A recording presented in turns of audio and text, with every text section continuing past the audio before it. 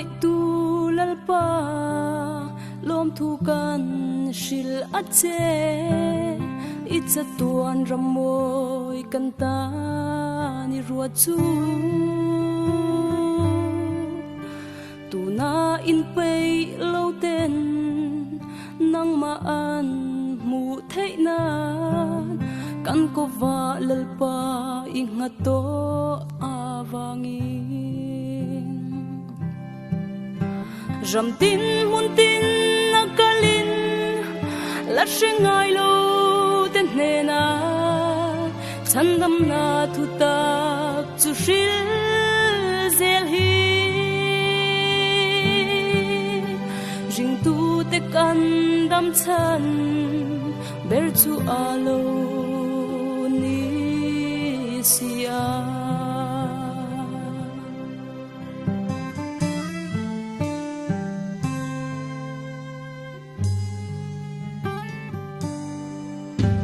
rong bol tura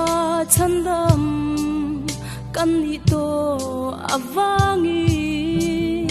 ithok zelang kan lal pata aman ning shuai zelang malami panang u o u naw muang lo vini fe chua kang u ram tin mun tin nakalin la shengai lo ten ne na chandam na thu ta chu shil zel hi ring tu te kan dam chan ber chu alo ni sia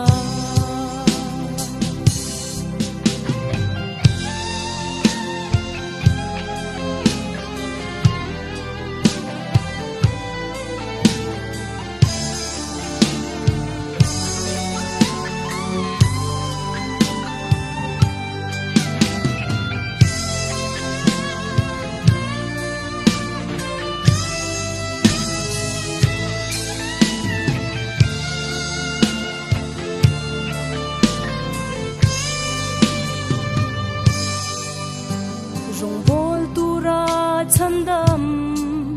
kan ni to awangin ithok zelang kan lal pata aman ning shuai zelang malami panang u o u naw muang lo bini fe chua kang u ram tin mun tin nakalin la shengai lo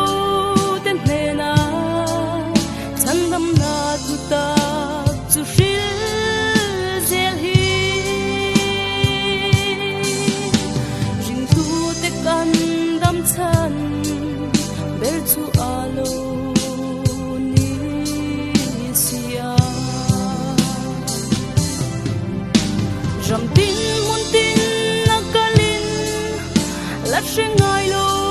ten ne na chandam na tu ta chu shil zel hi ring tu te kan dam chan ber chu alo ni sia ring tu te kan dam chan ber chu alo